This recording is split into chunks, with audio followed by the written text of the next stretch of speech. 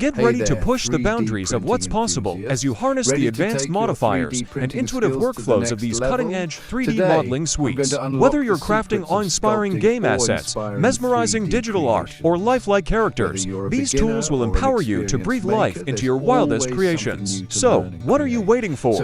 Unlock the secrets of 3D sculpting and embark on a journey of boundless artistic expression. Prepare to be amazed as you transform your ideas into reality and captivate audiences with your extraordinary 3D masterpieces. For creating complex organic shapes in 3D modeling, I would recommend looking into software that specializes in organic and freeform modeling. A few top options that are well suited for this type of task include Blender. Blender is a powerful, open-source 3D creation suite that excels at organic modeling. It offers advanced sculpting tools and modifiers that make it easier to shape intricate, natural-looking forms. Blender has a steep learning curve, but provides a wealth of online tutorials and community support. ZBrush. ZBrush is considered one of the industry-leading digital sculpting applications. It provides an intuitive 3D painting and sculpting workflow that allows for incredible detail and complexity in organic shapes. ZBrush is primarily focused on organic modeling and is a popular choice for game assets, characters, and digital art. Autodesk Maya. Maya is a comprehensive 3D modeling, animation, and rendering software used widely in the film, TV, and game industries. It offers advanced organic modeling tools,